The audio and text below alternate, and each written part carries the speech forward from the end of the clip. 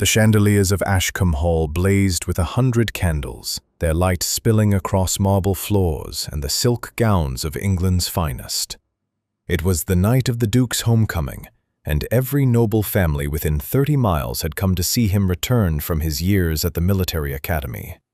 Footmen in powdered wigs moved through the crowd with trays of claret, and the orchestra played a soft minuet in the corner.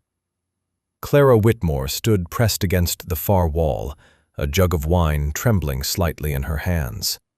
She wore the plain gray dress of a housemaid, her dark hair pinned beneath a white cap, and she had learned long ago how to make herself invisible.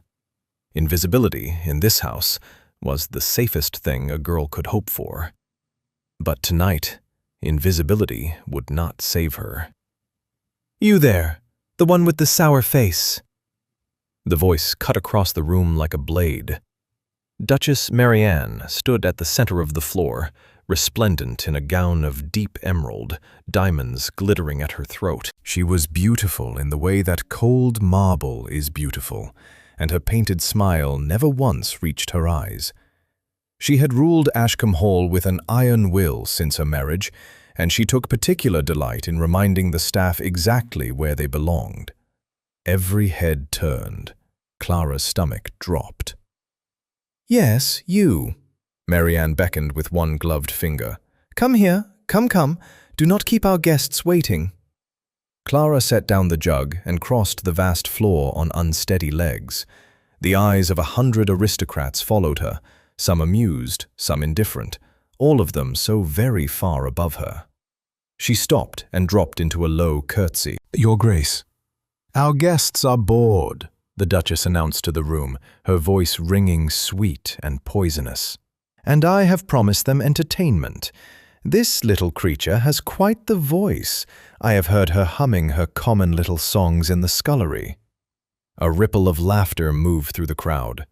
"Sing for us, girl, that tavern song the peasants are so fond of, the one about the drunken sailor and the milkmaid." Clara's face burned. "Your Grace, Please, I could not." "You could not?"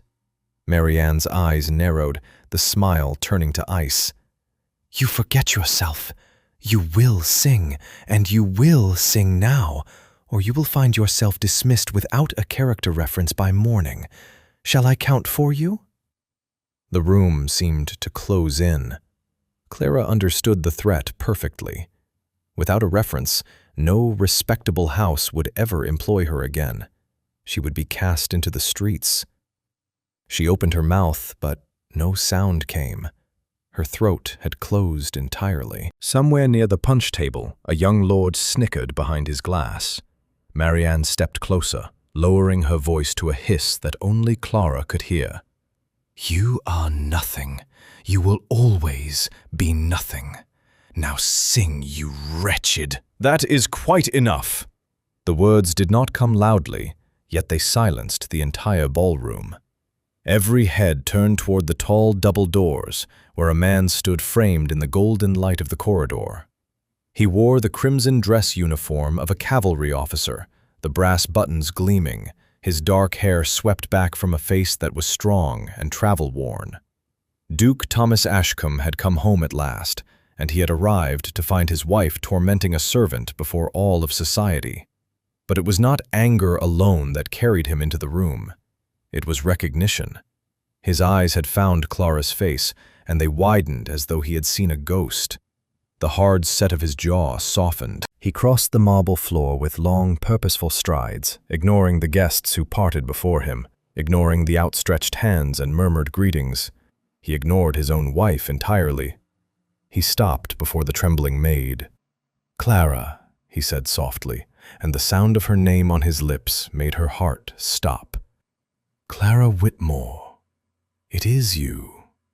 She stared up at him, unable to speak. The last time she had looked into those eyes, they had both been children running through the wheat fields on her father's estate, before the war, before ruin, before everything had fallen apart. Behind him, Marianne had gone pale. "Thomas," she said sharply, "what on earth are you—" He did not turn around. Instead, he reached out and took Clara's rough, work-worn hand in his own, as gently as if she were made of glass. Then he raised his voice so the entire hall could hear. "Musicians!" he called. "A waltz! At once!"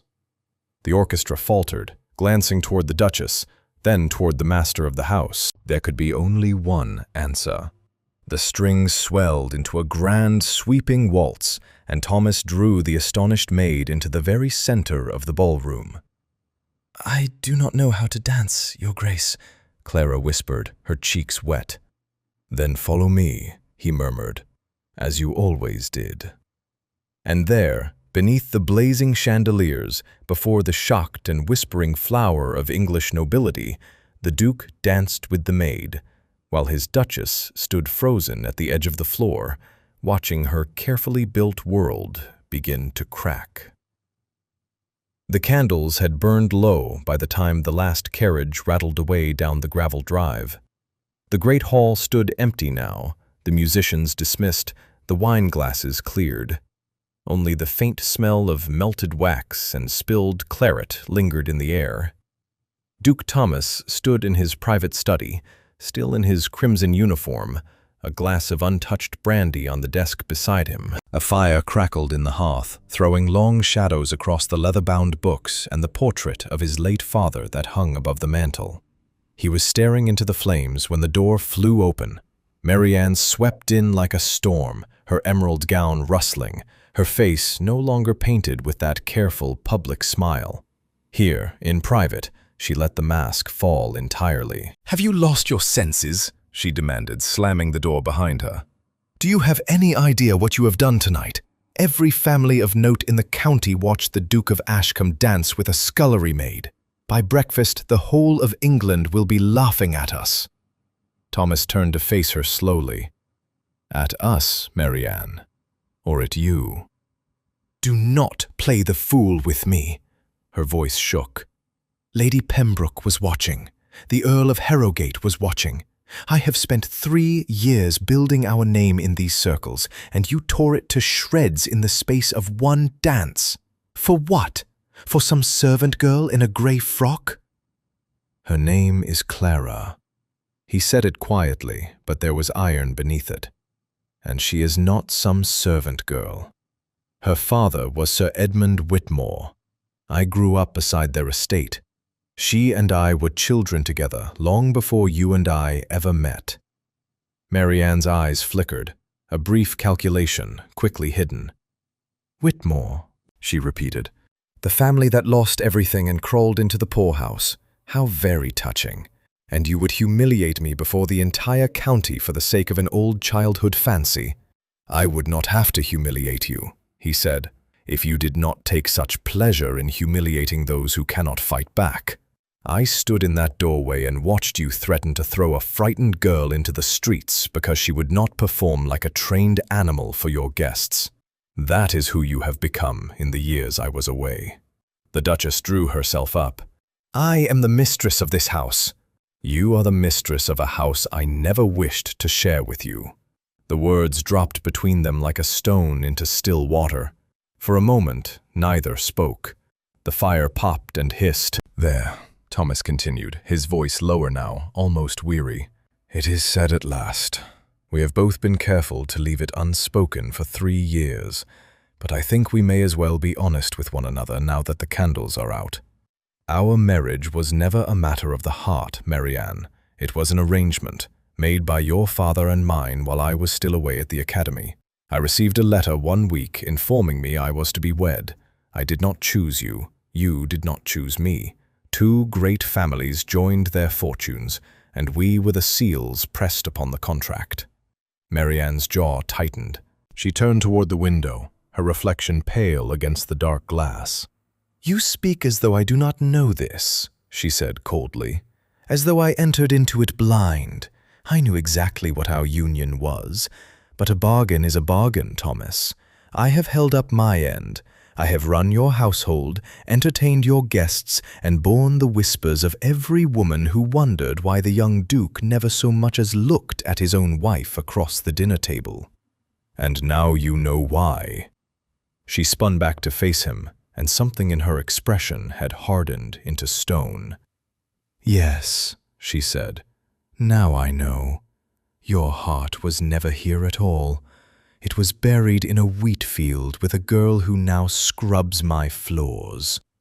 A thin, bitter smile crossed her lips. "How the mighty Whitmores have fallen, and how conveniently she has fallen straight into your lap." "Leave her out of this." "Oh, I think not." Marianne's voice sharpened to a point. "You have made a great mistake tonight, husband. You have shown me precisely where to strike. You think you have rescued your little maid, but you have only marked her. This is still my house to run. The staff answer to me. The housekeeper answers to me. And that girl," she lifted her chin, "that girl is going to discover that a duke's fleeting attention is a very dangerous gift indeed." Thomas took a step toward her, his voice low with warning. "If you harm her—" "Harm her?" Marianne laughed, soft and humorless. "I am a lady, Thomas. I do not soil my hands. I simply assign duties. I simply follow the rules of the household as any mistress may. If a maid finds her work grown heavier, her hours grown longer, her comforts grown fewer, why, that is merely the natural order of service. No one will lift a finger to stop me. Least of all, you." She moved toward the door, then paused with one hand on the brass handle, glancing back at him over her shoulder. In the firelight, her beauty seemed brittle, like ice over deep water. "You should have kept your composure in that ballroom," she said. "You should have let her sing. It would have been forgotten by morning. Instead, you have declared war over a serving girl." "Very well." Her eyes glittered. "Let us see how long your affection lasts once I have finished with her." The door clicked shut behind her. Thomas stood alone in the flickering study, the brandy still untouched, his father's portrait staring down at him from above the hearth. Somewhere in the servants' quarters below, Clara was surely lying awake, and he understood with sudden, cold certainty that his single act of kindness had placed her in far greater danger than his cruelty ever could have. The morning came gray and damp, the way most mornings did in that part of England. A thin mist clung to the lawns of Ashcombe Hall, and the great glass greenhouses at the eastern edge of the grounds stood pale and ghostly in the early light. Inside, the air was thick and warm, heavy with the smell of damp earth and orange blossom. Rows of potted citrus trees and delicate hothouse flowers stretched the length of the long glass building, cared for at great expense so that the Duchess might have fresh blooms upon her table in every season. It was demanding work, and until yesterday it had been the task of 2 under-gardeners. This morning it was Clara's alone. She knelt on the stone floor beside a heavy iron trough, her sleeves pushed to the elbow, hauling wet soil from one container to another. Her back ached fiercely. The head housekeeper, Mrs. Greaves, had delivered the new orders at dawn with a face like a closed door. Clara was to tend the greenhouses, haul the water, turn the beds, and see to the coal for the stoves, all before her ordinary duties began. There had been no explanation. None had been needed. Everyone below stairs already knew whose hand was behind it. Clara wiped her brow with the back of a muddy wrist and did not hear the door open at the far end. "Good Lord, they have set you to breaking stone." She startled and turned. Thomas stood in the doorway, no longer in his uniform, but in a plain riding coat, his hat in his hand. He looked at the trough of soil, at the coal scuttle, at the smears of dirt on her apron, and his expression darkened. "Your Grace." Clara scrambled to her feet and dropped a hasty curtsy, her heart already hammering. "You should not be here." "Should not be in my own greenhouse." He stepped inside, letting the glass door swing shut behind him. "Clara, this is madness. This is the work of 3 men, and they have piled it upon you like a mule." "It is only my duty, sir." "It is punishment, and we both know it." He came closer, ducking beneath the low branch of a lemon tree. Up close, in the soft, filtered light, His face lost some of its ducal sternness and became, for a moment, simply the face of the boy she remembered. "I have thought of little else but you since last night. All these years I believed your family had gone abroad. No one would tell me where you had gone. And then I walk into my own hall and find you standing against the wall like a—" "Please," her voice cracked. "Please do not." He stopped. "Do not what?" "Do not speak to me as though we are still those from the past." She pressed her muddy hands together to stop them trembling. "That world is gone, Your Grace. It died the winter my father did. The Whitmore name means nothing now. I am a servant in your wife's house, and that is all I am." "You could never be all that." "To everyone but you, it is exactly what I am." A tear slipped down her cheek, cutting a clean line through the dust. "You do not understand what you did last night. You think you were kind, you think you rescued me. But you have made me a target. Mrs. Greaves will not meet my eye this morning. The other maids whisper when I pass. And this," she gestured at the trough, the coal, the endless rows. "This is only the beginning of it. The Duchess has power over every hour of my day, and you have handed her every reason to use it." Thomas was quiet a moment. "Then let me set it right. I can speak to Mrs. Greaves. I can have your duties restored. I can— and make it worse?" Clara shook her head fiercely. "Every time you defend me, she tightens the rope. Do you not see? You are the master of this house, but you are gone half the year at your regiments and your business in London. She is here always. She lives here. When you ride away, I remain, and I remain at her mercy." She drew a shaking breath. "The kindest thing you can do for me, sir, is to forget you ever saw my face." The words struck him harder than any blow. He looked at her, truly looked, at the calloused hands, the hollow beneath her eyes, the pride she was clinging to like a drowning woman clings to driftwood.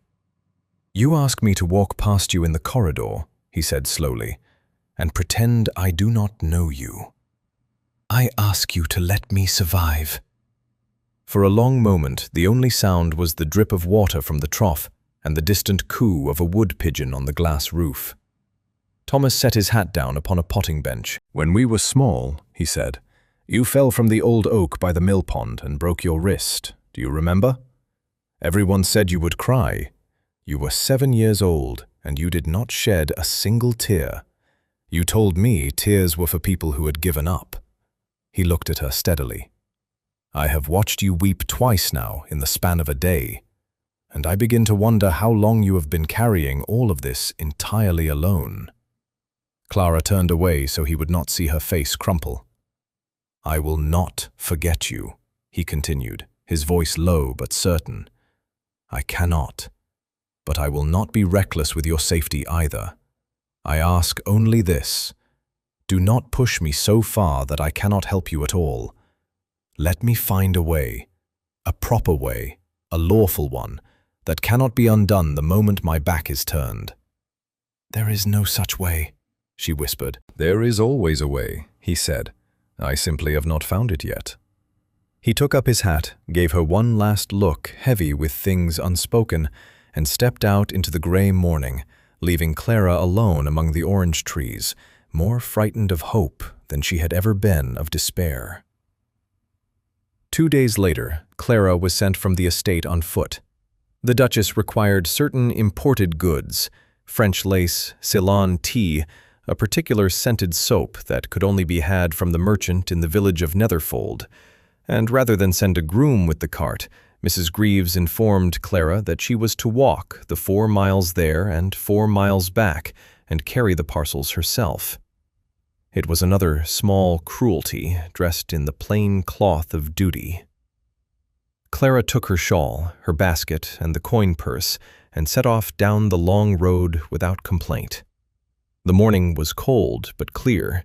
Frost still silvered the hedgerows, and her breath clouded before her as she walked. For the first time in days, no one watched her. No Mrs. Greaves, no whispering maids, no Duchess sweeping past with that thin smile. The further she walked from Ashcombe Hall, the lighter her chest became, until she could almost forget the ache in her feet and the weight of everything waiting for her return. Netherfold Market was in full swing when she arrived. The square bustled with farmers' wives haggling over eggs, children darting between the stalls, and the warm smell of roasting chestnuts drifting through the crisp air. Clara moved among them quietly, gathering her parcels, and for a while she was simply a young woman at market, no different from any other. She had just tucked the packet of tea into her basket when a familiar voice spoke close behind her. "You walk a great deal faster than you did as a girl." She turned to find Thomas holding the reins of a tall bay horse, dressed in plain country clothes with his collar turned up against the cold. He had followed her. Of course he had. "Your Grace," she glanced about the crowded square in alarm. "You cannot be seen with me here." "Here is the one place I can be seen with you," he said mildly, tying the horse to a post. "No one in Netherfold knows the Duke of Ashcombe by sight. To these good people I am merely a gentleman come to buy a sack of oats, and you are simply the young woman I have stopped to speak with." He gestured toward a quiet corner of the square, away from the crush of stalls, where an old stone cross stood, weathered by the years. "Walk with me a moment, only a moment. No one is watching." Clara hesitated, then followed. It was true. Here she was no one, and neither was he. The strange freedom of it made her bold. They stood beneath the old cross, and for a time neither spoke. Then Thomas said quietly, "Tell me what happened to your family. I have carried 100 wrong guesses these 3 years, and I would rather know the truth of it." Clara looked down at her basket.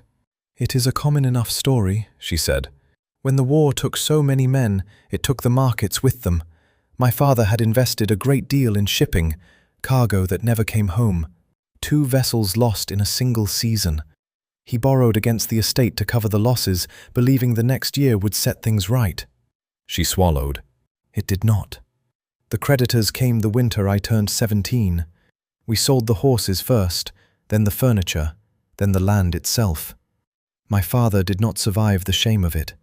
My mother followed him within the year. There was no dowry, no relations willing to take in a ruined gentleman's daughter. So I did the only respectable thing left to a girl with no name and no coin. She lifted her chin. I went into service. Thomas was silent, his jaw tight. "And you came to my house." "I did not know it was your house," she said softly. "The position was arranged through an agency in London. I did not learn the master's name until I had already given my word, and by then—" She gave a small, helpless shrug. "By then, I could not have refused it if I had wished to. A girl in my position does not turn down honest work." "You could have written to me." "And said what?" She almost laughed. "That the boy from the wheat fields was now a duke and I his maid? What would that have made me, Thomas? A beggar trading on an old friendship? I would sooner have starved." He turned to face her fully, and the mildness left his voice. "You are the least pitiable creature I have ever known, and I have known generals. Listen to me now." He lowered his voice so that it reached her ears alone, beneath the noise of the market.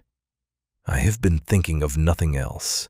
There is a way out of my marriage. There must be. It was built upon a contract, and contracts can be examined, questioned, undone if one knows where to look. I mean to find it. Not through scandal, not through anything that would touch your name, but lawfully, cleanly, so that no one can ever say I cast Marianne aside on a whim or ruined a serving girl to satisfy myself." Clara's heart lurched. "You must not risk yourself for me." "It is not only for you." He held her gaze. "I have spent 3 years pretending to be content in a life that was chosen for me like a coat off a rack. I am done pretending. Whatever comes of it, I mean to set my own house in order, and I mean to restore what was taken from you. Your dignity, at the very least. You were born a gentleman's daughter, Clara. You will not die a servant. I give you my word on it." For the first time in 3 years, Clara felt something dangerous stir in her chest, something she had thought long dead. Hope. "I must go," she whispered, gathering her basket. "If I am late, she will know." "Then go." He stepped back to let her pass. "But remember what I have said. This is not finished. It is only beginning." Clara hurried back into the crowd and did not notice the thin man in the grey coat who had been watching them from beside the chestnut stall and who now slipped quietly away toward the road to Ashcombe. The thin man in the grey coat reached Ashcombe Hall well before Clara did. His name was Fenwick, and he had served the Duchess in matters of discretion for the better part of 3 years. He was the sort of man great houses kept but never spoke of, a watcher, a carrier of quiet news, paid to notice things that others missed. He entered by the servants' door, climbed the back stair, and was admitted to the Duchess's private sitting room within the quarter hour. It was a beautiful room, all pale blue silk and gilt-framed mirrors, with a tall window overlooking the frosted gardens. Marianne sat at her writing desk, a cup of chocolate cooling at her elbow, and listened without expression as Fenwick told her everything he had seen at Netherfold Market. The Duke in his plain clothes, the maid beneath the old cross, the long and earnest conversation, the way the two of them had stood close and spoken low. When he had finished, she said nothing for a long moment. She simply turned her cup slowly upon its saucer. "Beneath the market cross," she repeated at last, "in broad daylight, like a shepherd courting a milkmaid." A brittle laugh escaped her. "He does not even trouble to hide it. He thinks he is untouchable." "Will there be anything further, Your Grace?" "Yes." She set the cup down with a soft click. "Send for Mr. Ashby, at once. And Fenwick, you were never at Netherfold this morning. You saw nothing. You said nothing." He bowed and withdrew. Mr. Ashby arrived within the hour. He was the estate's legal administrator, a dry, cautious man of middle years who managed the great house's contracts, tenancies, and countless small legal affairs. He had a way of never quite looking anyone in the eye, and he carried his ledgers as another man might carry a shield. "Your Grace sent for me." "I did." Marianne rose from her desk and moved to the window, her hands folded before her. "Tell me, Mr. Ashby, you are familiar with the estate's household bylaws, the rules governing the staff, their hire, their duties, their transfer between the Duke's various properties." "Intimately, Your Grace. His late Grace was most thorough in drafting them." "Good." She turned. "Then tell me this. If a member of the household staff were required elsewhere, say at one of the Duke's more distant holdings, could such a servant be transferred without their consent?" Ashby blinked. "Transferred, Your Grace?" "Reassigned, sent to serve at another property belonging to the estate." The administrator considered. "In principle, yes. The bylaws grant the master or mistress of the house full authority over the placement of staff. A servant is engaged to serve the estate, not any single house within it. If the mistress deems a servant is needed elsewhere, the servant is bound to go, or else to forfeit their position and their reference entirely." He shifted his ledgers. "It is rarely done. It is thought unkind to uproot a servant so, but it is entirely lawful." A slow smile spread across Marianne's face. "Unkind," she echoed softly. "How fortunate that kindness is not required. Does the Duke's signature figure into such a transfer?" "No, Your Grace. As mistress of the household, your authority over domestic staff is complete. His Grace concerns himself with the lands and the finances. The house, and all who serve within it, falls under your direction. Any such order would bear your seal alone." "His Grace need not even be informed?" "He would be informed as a matter of courtesy, in due course, but no, his consent is not required, not for the movement of a housemaid." Marianne crossed to her desk and drew a fresh sheet of paper toward her.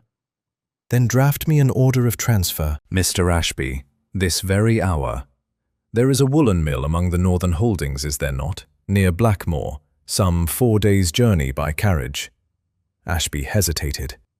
The mill at Blackmore, Your Grace, It is a hard place. The estate keeps only a small staff there, cooks, laundresses for the workers' quarters. The conditions are not what one would call comfortable. It is a great distance, in poor country, and the winters there are cruel. I did not ask after the weather, Mr. Ashby. I asked you to draft the order. Her voice cooled several degrees. One housemaid, Clara Whitmore, reassigned to the Blackmore mill, effective immediately, to serve in the workers' kitchens. The transport carriage is to depart at dawn tomorrow. She is to be given until this evening to gather her belongings, and no longer. Ashby's pen hovered above the paper. Tomorrow, Your Grace? So soon? Is there not a— Is the order lawful or is it not? It is lawful. Then it is not your place to question it. She fixed him with a look that ended all argument. You will draft it, I will seal it, and you will see that the carriage and driver are engaged before nightfall. The girl is not to be told her destination until she is already upon the road. And Mr. Ashby, she lowered her voice, should His Grace make any inquiry, you will tell him the transfer was a routine matter, arranged weeks ago to meet the mill's need for kitchen staff. You understand me? The administrator understood perfectly. He also understood, being a cautious man, that his own position depended entirely upon obedience. He bowed his head, dipped his pen, and began to write. Marianne returned to the window and looked out over the frozen gardens, her reflection cool and composed in the glass. She thought of the maid standing so close to her husband beneath that market cross, thought of the two of them whispering their little plans. Let him search his contracts and his lawyers all he pleased.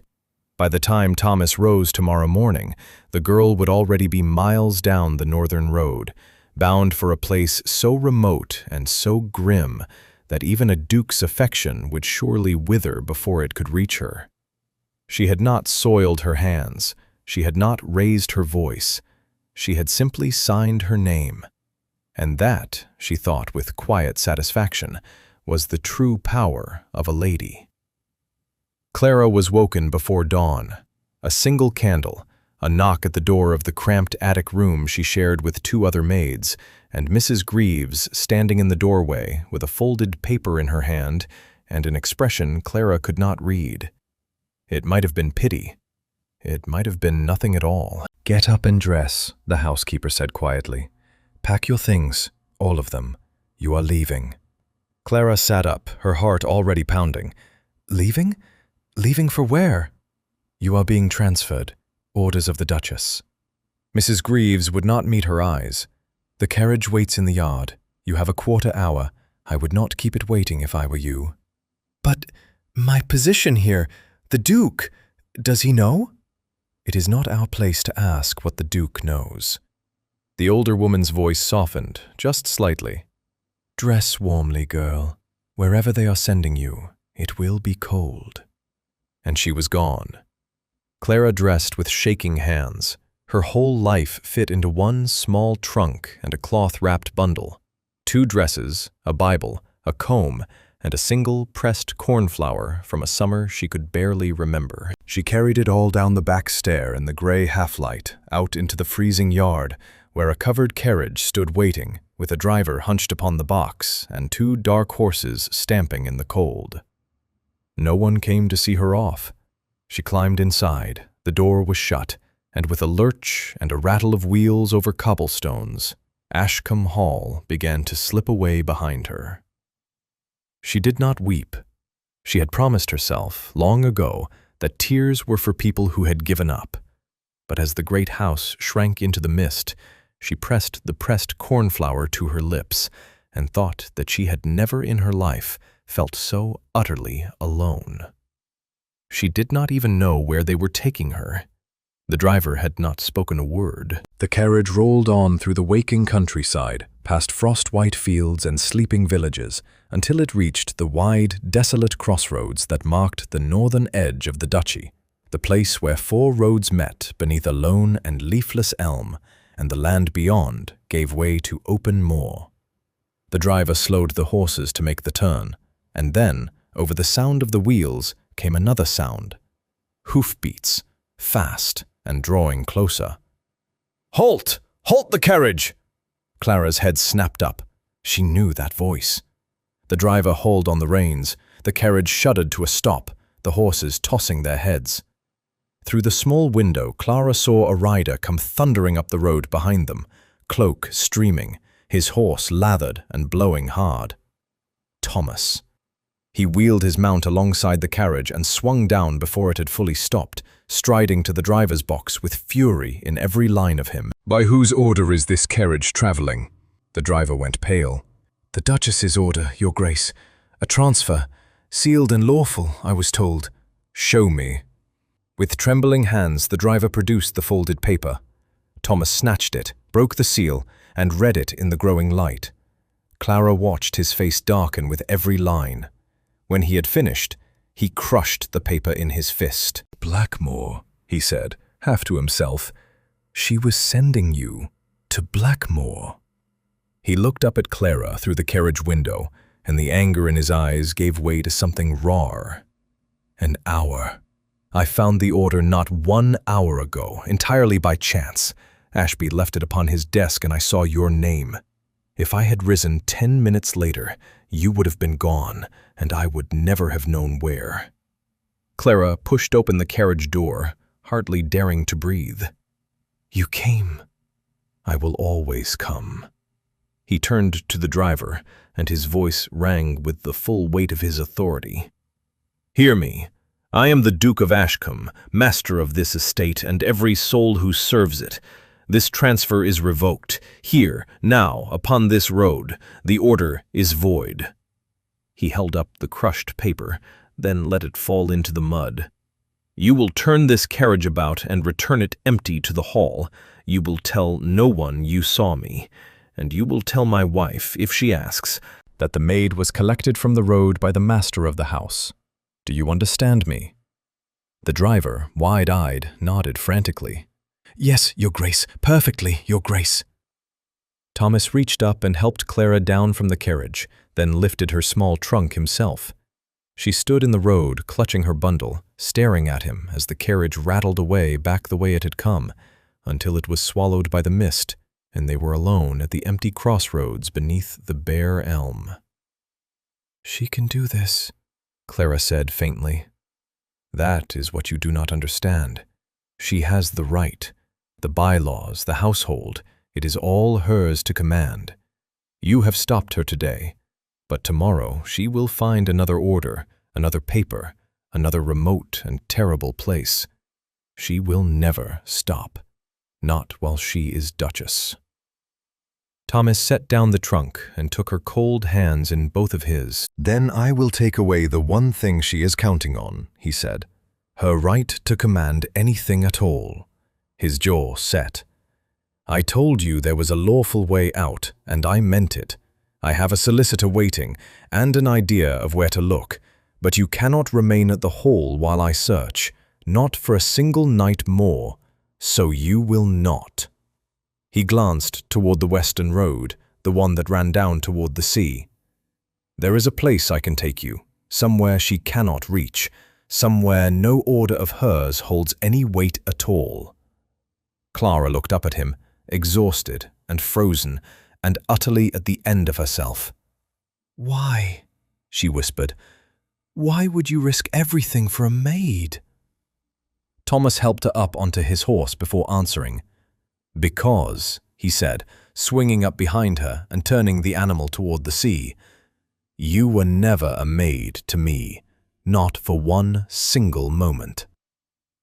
They rode west through the morning, and by midday the smell of salt was on the wind. The coastal manor stood upon a low green headland overlooking the grey channel, a smaller, older house than Ashcombe Hall, all weathered stone and ivy, with tall chimneys and windows that faced the sea. It had belonged to Thomas's family for generations, kept by a skeleton staff of 2, an old caretaker named Bartholomew and his wife, who cooked. It was the sort of place a family visited once in a decade and otherwise forgot, which made it, Thomas said, exactly the sort of place no one would think to look. The caretaker's wife took one look at the exhausted young woman on the Duke's horse, asked no questions, and bustled her inside to a warm fire and a bowl of hot broth. For the first time in 3 years, Clara sat in a chair by a hearth as a guest and not a servant, and she scarcely knew what to do with her own hands.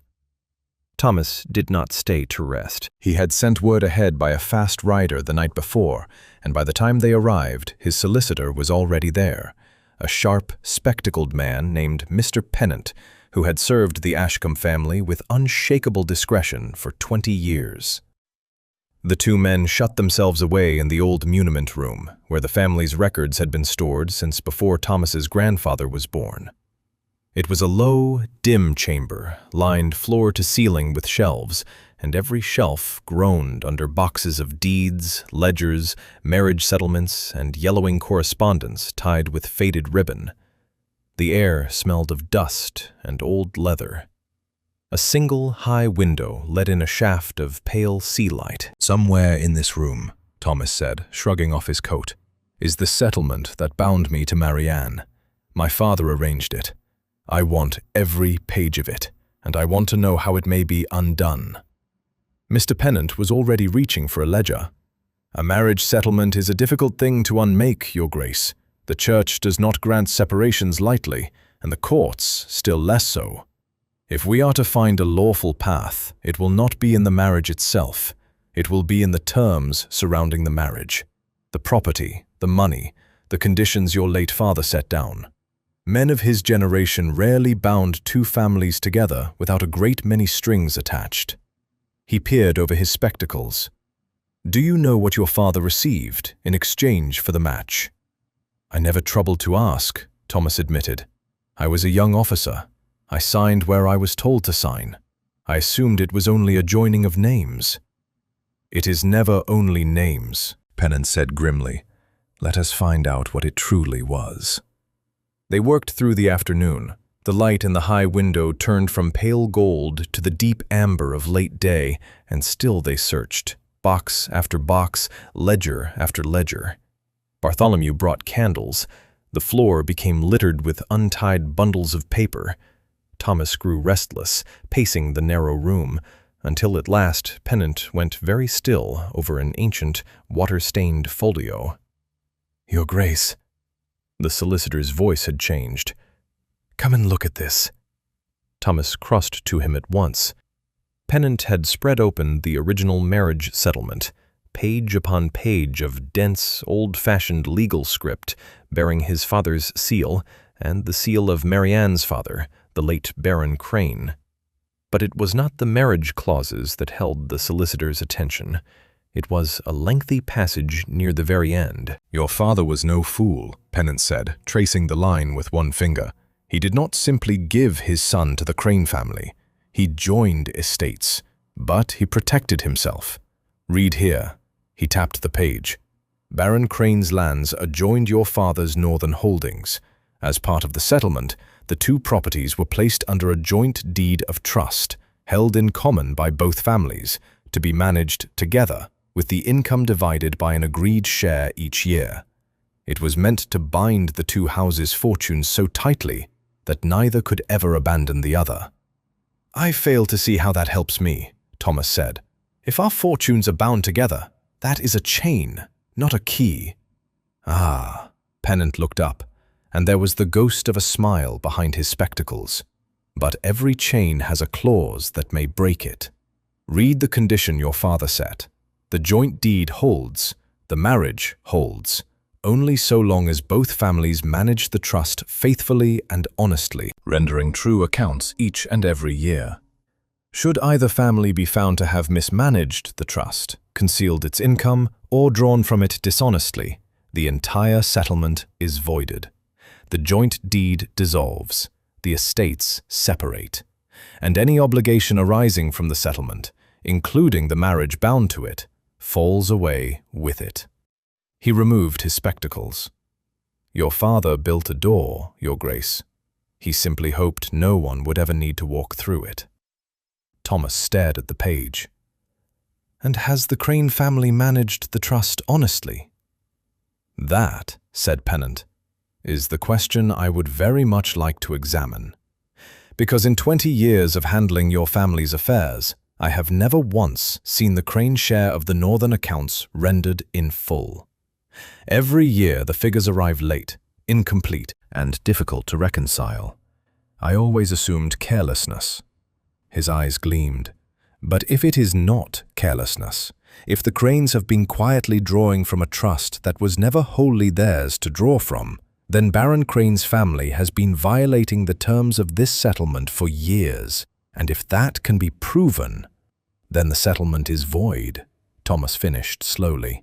The joint deed dissolves, and the marriage dissolves with it, lawfully, cleanly, through no fault of your own, and touching no one's honor but the Crane's.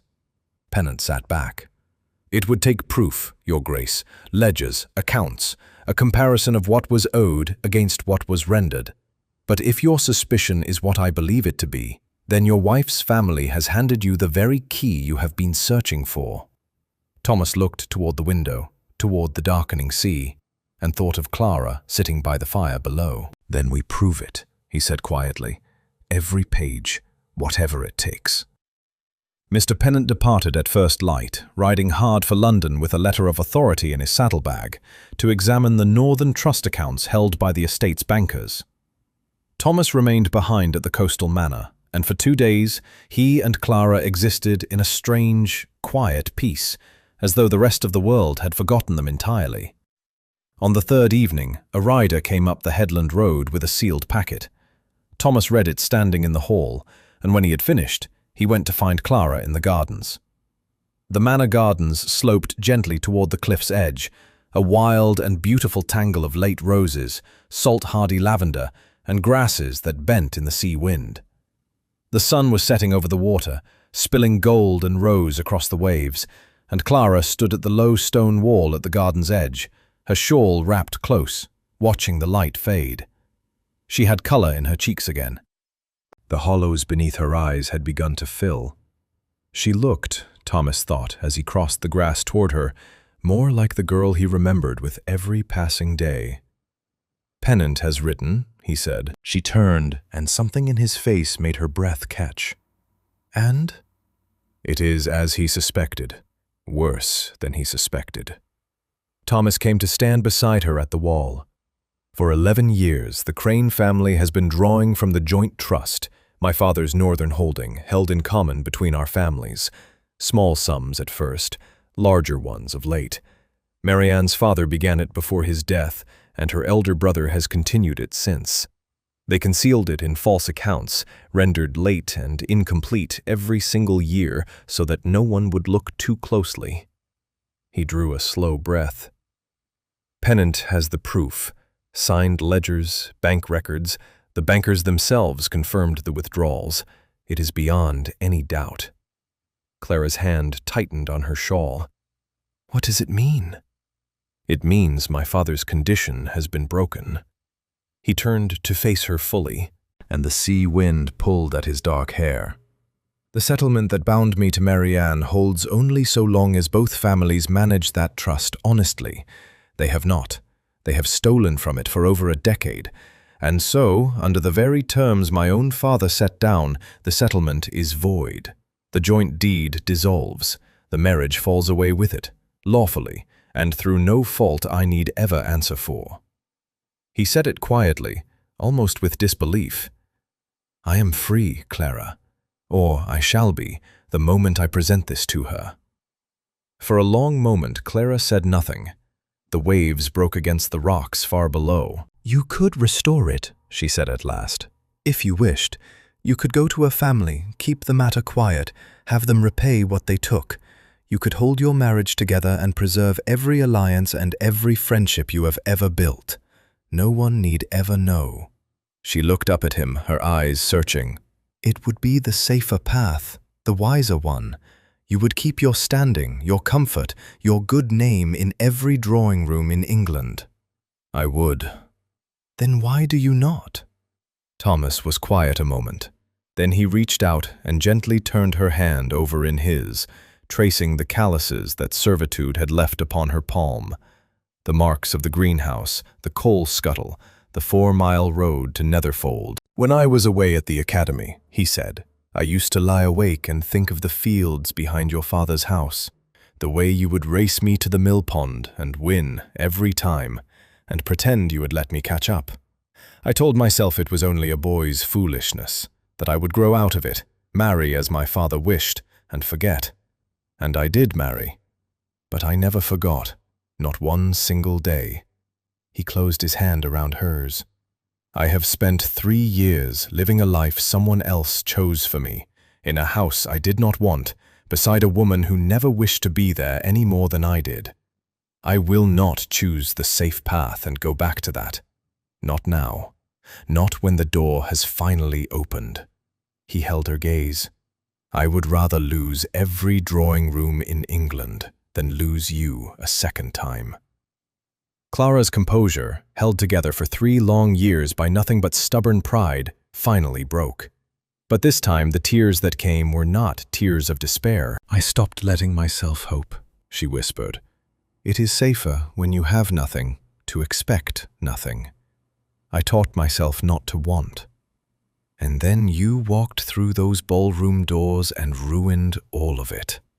A shaky laugh escaped her. I have been so frightened of hoping, Thomas, because if I let myself and it was taken away, it will not be taken away. He lifted her chin so she would meet his eyes. I give you my word. There is one hurdle left, and one only. I must return to Ashcombe and end this properly, before the household, so that no one may ever whisper that it was done in shadow or shame. Marianne must be sent back to her family, stripped of a title her family forfeited through their own dishonesty. It will not be pleasant. She will not go quietly. He paused. But I will not do it without you at my side. Not the ending, and not what comes after. If you will have me, a soldier with a battered name and a great deal of scandal about to break over his head, then I would face it all with you, and count myself the richer man for it. Clara looked at him, truly looked, the way she had not allowed herself to since the night of the ball, and saw not a duke, not a master, but the boy from the wheat fields who had somehow, impossibly, found his way back to her. "Then let us face it together," she said. "All of it." He smiled, and for the first time in 3 years, so did she, freely and without fear. Behind them the sun slipped beneath the sea, and the gardens fell into a soft blue dusk, and for one quiet evening at least, the world left them in peace. They returned to Ashcombe Hall at noon.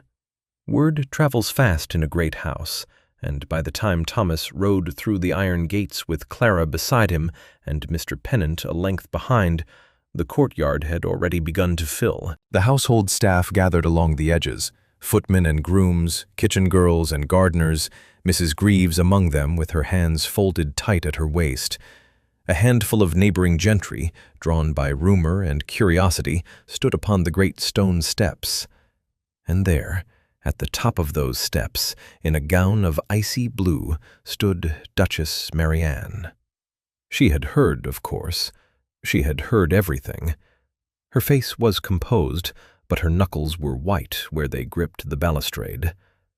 Thomas dismounted, helped Clara down, and walked to the center of the courtyard where all could see and hear. He did not raise his voice.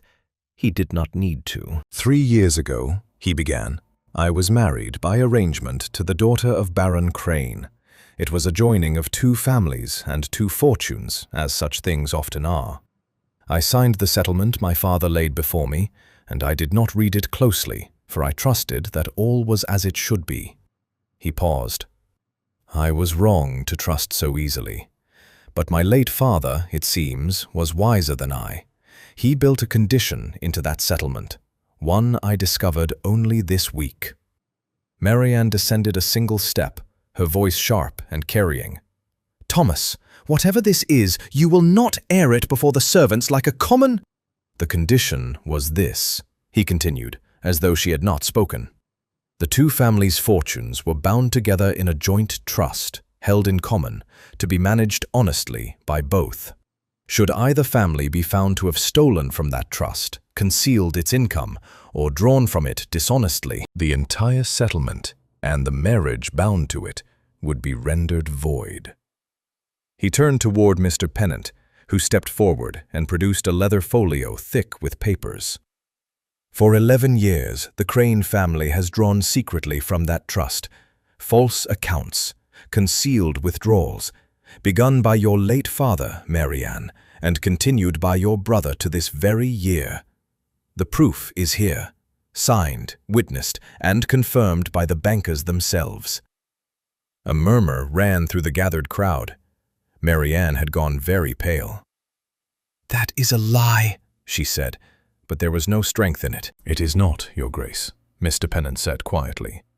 "I have examined the accounts myself. There is no ambiguity in them. 11 years of records do not lie." Thomas took the folio and held it up so that all could see it. "By the terms my own father set down, terms your family broke, not I, this settlement is dissolved. The joint deed is dissolved, and the marriage that rested upon it is dissolved with it, lawfully, wholly, through no dishonesty of mine, but through your family's own." He lowered the papers. "You are no longer the Duchess of Ashcombe, Marianne. The title was never truly yours to keep, for it was purchased with stolen coin. You will return to your family's home. A carriage is being prepared. You will want for nothing on the journey. I am not a cruel man, whatever you have believed of me. But you will not remain here." For a moment, Marianne simply stared at him. The composure she had worn like armor for 3 years cracked, and beneath it, Thomas saw, for the first time, not malice, but something almost like exhaustion. "I never wished to be here either," she said at last, very quietly, so that only those closest could hear. "You forget that, Thomas. I was sold into this house as surely as she was sold into service. I made myself hard because there was nothing soft left for me to be." Her eyes flicked once toward Clara, then away. "I do not ask your forgiveness. I only say that we were both prisoners of the same arrangement. The difference is that you found a door, and I never did." Something in Thomas softened, though he did not waver. "Then I hope you find one now," he said. "Away from here. A life you choose for yourself." Marianne straightened, gathered the last of her dignity about her like a cloak, and descended the steps. She did not weep. She did not rage. She simply walked to the waiting carriage, and a footman handed her up, and the door was closed. In a moment she was gone down the long drive, and the great house seemed to release a breath it had held for 3 years. Thomas turned to the gathered household.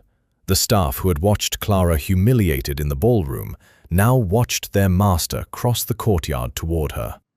He stopped before her and took her hand. The same rough, work-worn hand he had taken on the night of the ball. And this time, she did not pull away. "You all know this woman as a maid of this house," he said, his voice ringing clear across the courtyard. "Hear now who she truly is. She is Clara Whitmore, daughter of Sir Edmund Whitmore, born a gentleman's daughter and made to suffer through no fault of her own. From this day she is a servant in no house in England, least of all mine." He looked at her, and the whole of his heart was in it. "I mean to court her openly, as she deserves, and in time, if she will have me, to make her mistress of this hall, not by arrangement, not by contract, but by choice, her choice and mine." A stunned silence held the courtyard, and then, from somewhere near the stables, an old groom began to clap, and another joined him, and another, until the whole household rang with it.